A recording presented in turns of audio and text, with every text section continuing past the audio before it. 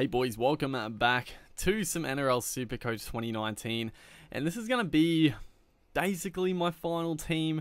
There definitely could be a couple of changes, because I'm not, oh man, the first round, the first team you select is always very, very tough. There's a couple I'm still not 100% about, but I think the overall team I'm pretty happy with. And first off, before I get into the team, I just want to say, I actually didn't realize you could just make like another league like with the same team. So I just made a second league, and I will put the code for that in the comments section. So for those guys that didn't get into the first league, you can join that second one. And I guess, you know, to be expected, if you're in the first league, like don't join the second one. Otherwise, it could fill up with people that didn't get in again. So, yeah, hopefully most people get to join. But let's get into the team. So, as you see here, we got a little bit of salary remaining, so a little bit of wiggle room. But okay, so the dummy halves, Cameron Smith. I'm pretty much stuck with Smith. I don't know. I just sort of feel like, I mean, I'll show you guys. So the players, so Damien Cook is obviously, he was the best last year by a country mile, but he's 726,000. Yeah, personally, there's 19%. I can't believe that many people have got him. I sort of feel like that's way too much. He's 100% going to drop in value. And I mean, if he goes somewhere as good as last year, then it doesn't actually matter that he drops in value. But I don't know. Personally, I just think it's a little bit, it's just a bit too much in my opinion. So then we go down the list. Cameron Smith, I've got him at the moment. Actually, looking at this, there's one other player that I'm just a little bit, I could take a punt, but probably not. So Smith is there. And obviously the only issue with Smith at the moment is that without Kronk and now Slater, they've been talking that Smith is going to play more first receiver. So that could affect his like base stats. But I just feel like he's a goal kicker. He's going to make 30 to 40 tackles still. I don't know. I sort of feel like you have to have him. Josh Hodgson here, about the same price. Like, I don't know how he's so expensive, really. I actually thought going into this season I'd be able to pick up Hodgson as a bit of a mid-ranger to earn some cash, but he's 600k. I mean, he missed most of last year, but then, I mean, he scored decently. Yeah, he scored. This is average 2018. I guess, yeah, he did score pretty well at the end of the season. Fainu there. He definitely won't, like, he's way too expensive because obviously Appy Coruscant. Robbie Farah. I was sort of tempted with Farah, but because, who have they got on the bench? Jacob Little, I think it is. I don't think Robbie Farah is going to get 80 minutes, but he's honestly not a bad pickup. 1% ownership.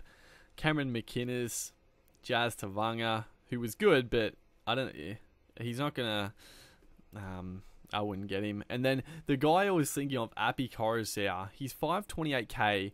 Last year he averaged, I mean, it's near on as good as most of these guys, high 50s, 2% ownership. He's 70k less than Smith, but he got injured for like the most part of like a good chunk of last year. So I was sort of tempted, but I think I'm just going to stick with Smith. And then obviously our backup here is Reed Mahoney, who I think, personally, I think he's the only real option there. I mean, you can go with like another gun if you had the money.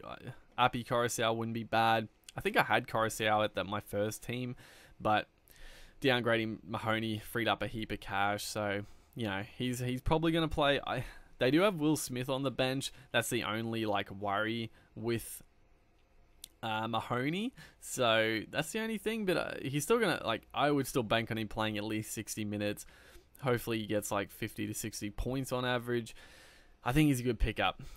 Moving on to the front rowers, we have, I didn't really want to click on that, but we have, I want to just go to like the front rowers. Oh, I guess I can just click on that, can't I? There you go. So I've got Marty Tapau, Sam Burgess. I think you need.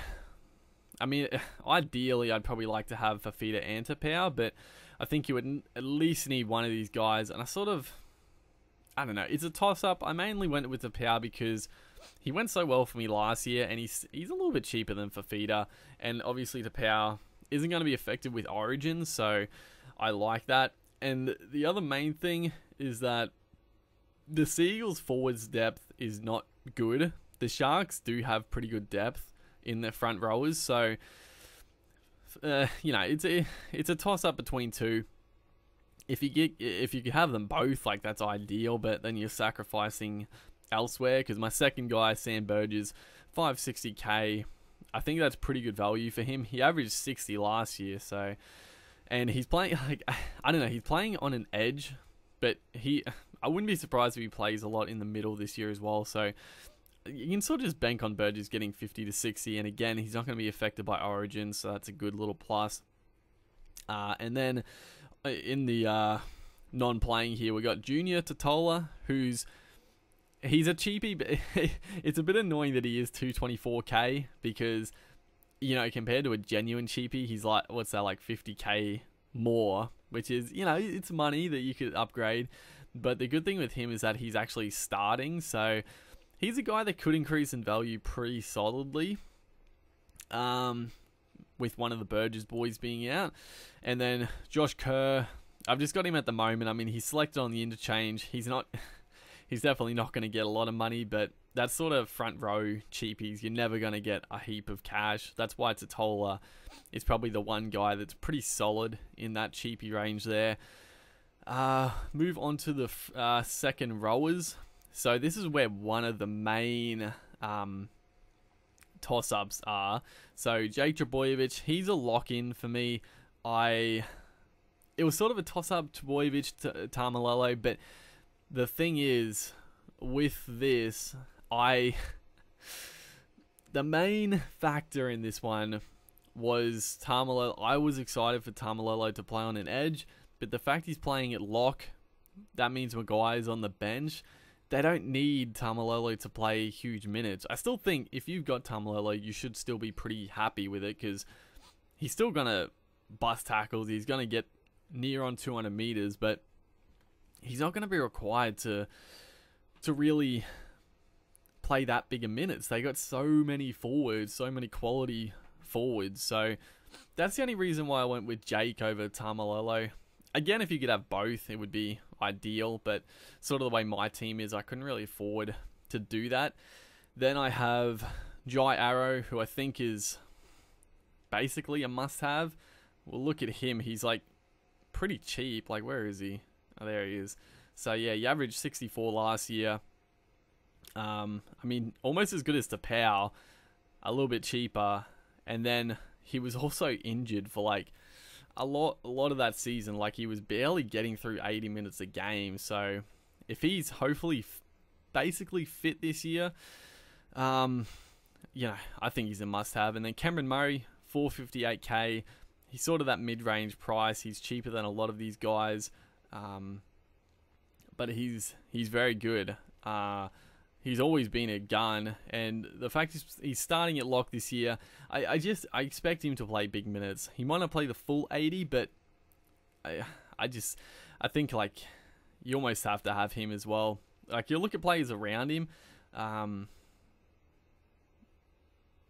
his average last year was 49. I don't know how many minutes he would have played last year. Probably only around like 40 to 50 minutes, probably. So yeah, 80 minutes, 70 to 80 minutes. You can bank on like 60, 70 points. So pretty happy with that. And then, so the one of these, Sean Lane. So I did a little bit of mucking around with the team to get one more sort of gun back rower, because there's so many good back rowers. We'll start at like, even like Boyd Cordner's not even in contention, but he's starting from here, like the average like mid 50s, which is pretty good. Then, I mean, Paul Gallen is only 539k, but I mean, he's going to average around 60. then you get up to, wouldn't really, Cohen Hess, decent. I've got Burgess, Tohu Harris. A little bit iffy on Harris just because Johnson's not there. Felice Kafusi. Kick out would have been a must-have in my team if he wasn't injured, but obviously out injured. Lachlan Fitzgibbon, this is probably where you really start. So Lachlan Fitzgibbon, I personally, I really wanted to get Lachlan Fitzgibbon in the team, but just can't really afford to have him. Nathan Brown, he's like one of the best every year. He's only owned by 7%, but he just doesn't mount the work. Mau injured, obviously. Ryan James, he's playing on an edge this year, so big minutes. Joe Tarpany, who I really like. Josh Papali. Martin's obviously out, which is ridiculous, but Crichton. I actually had Crichton over Jake Trbojevic, but obviously Crichton's been benched for the start. So, yeah. But we got Sean Lane here, who... he was just a bit of a try scorer last year. Now he's moved to the Eels. He's starting in the back row. I think he's a good player. Like, he's a player that will break tackles. He's got an offload and score tries. 508k. I think it's pretty good. I don't know what did he averaged. Yeah, I mean, he averaged 54 last year, and that was like a lot of that time he would have come off the bench. He wouldn't have got like, he played in the front row a few times, I think. It wasn't like, 80-minute performances across the board. So I think he's a very good pickup. I'm still a little iffy, but I think for the price range, I think it's pretty good. I mean, TPJ here, if he wasn't under an injury cloud, oh man, I would love to have him, but I just can't go there at the moment. And then we got Flegler at the moment, just because he is on the bench for the Bronx. And then Britton Nakora, who's got one of the back row spots for the Sharks. So I've actually got him as one of my reserves. There's a fair few guys I could pick as a reserve who aren't like genuine stars, but Nakora, he looks like a pretty likely back rower.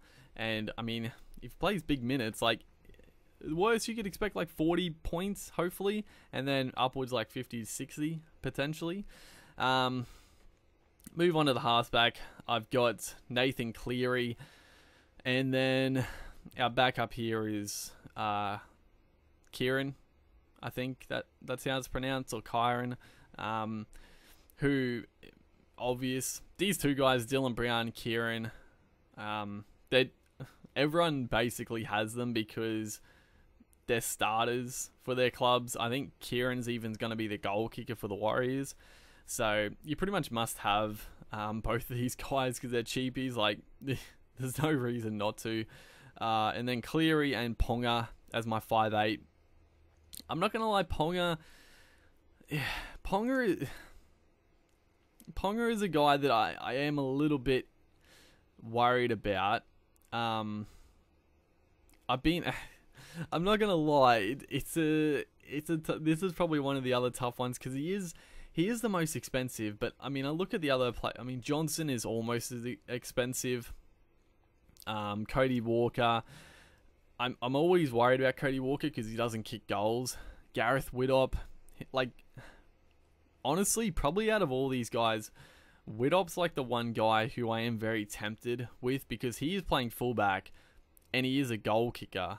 And I don't know, dude. Like, I think Widdop does score well at fullback. So I don't know. This is one where I could definitely make it, because the other reason for it is that get rid of Ponga, bring in Widdop. That frees up 50k to potentially upgrade. I don't know who I'd want to, like Sean Lane. There's no one really around the 550 that I really want. I guess I could get Paul Gallen, but I don't know, like 50k, I don't think it really does that much for my team. So it's a tough one. It's definitely a tough one, but they're the halves. Then we move on to the back line. We've got, so this is definitely pretty, this is definitely a weird one, I would say. I've gone out on a limb on a couple of these for sure.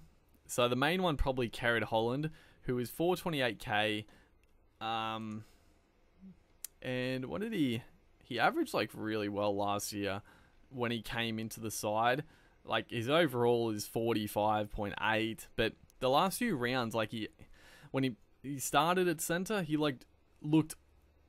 actually looked really good because he came off the bench as like a dummy half and all sorts, like for a lot of the year. And then the last few rounds he played his starting center position, and yeah, he looks solid. And the bonus here is that Reece Martin obviously being out, Carrot Holland is going to kick goals, so you can add another, Bulldogs. I don't know if the Bulldogs are going to score that many points, but hopefully. So he's a 9% ownership as well.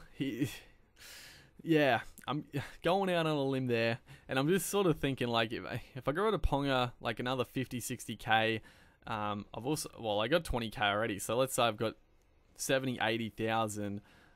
I could get someone for nearly 500k. Who is here? Like Mansell wouldn't be bad. Dane Gagai, Leilua, Norfoluma I think is out. Rapana is obviously out. I don't know. I don't know if I'd really want to like upgrade him to anyone, because always the backs are pretty like hit or miss. So it's a little bit tricky. Someone like a Joseph Manu, he didn't average that well last year, but I feel like he could potentially bust out this year. But I don't know if I'd take the risk. But Carrot Holland, I sort of feel like he could be a pretty good pickup there. Kurt Capewell is a must-have. He's like Nakora. He's going to play, hopefully, big minutes in the back row. And Kurt Capewell is just a good player in general. Like, he's a guy that gets offloads. He's breaks tackles. Basically a must-have. And then I've got Chance Nickel Klokstad and Tom Opicic. Both these guys, I am definitely worried that they could flop pretty badly. But, Nickel Klokstad is playing starting fullback, and he showed, like, a fair bit last year. Like, he's got something about him. And then Tom Opicic starting in centre.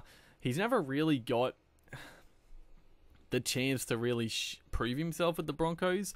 Like, the few games he did play, he's a solid player. Like, I feel like 80 minutes out of him, he's probably going to make 20 tackles, hopefully cross for a try, wishful thinking, but yeah, they're two that are sort of taking a little bit of a punt, but at the same time, I can't afford to have anyone else, so I feel like they're probably the best in that position.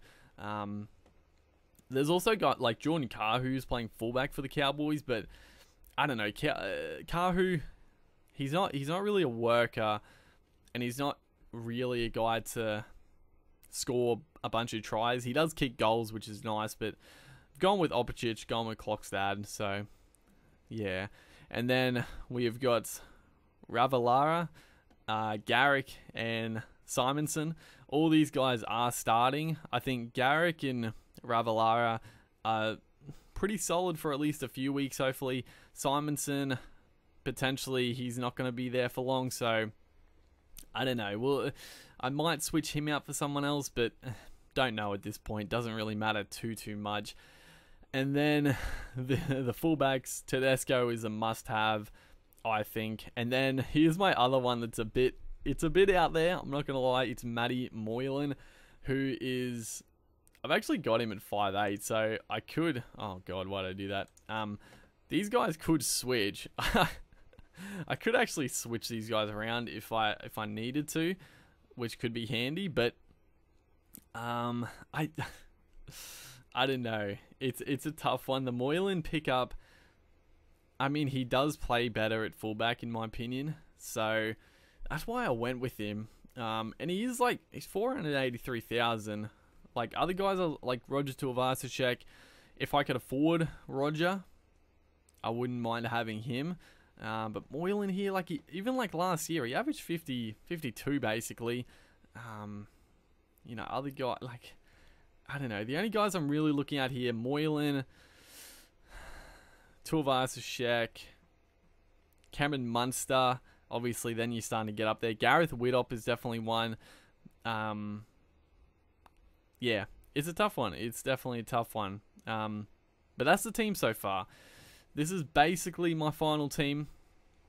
It could change. I might just sort of say stuff it and stick with it because, you know, you can try to make as many changes as you want, but you never really know how the new guys are going to go. You don't know how other guys like Ponga in a new position, Moylan, you don't really know. So you got to take a punt. I've taken a few risks in this team, but overall I think it's a pretty strong side.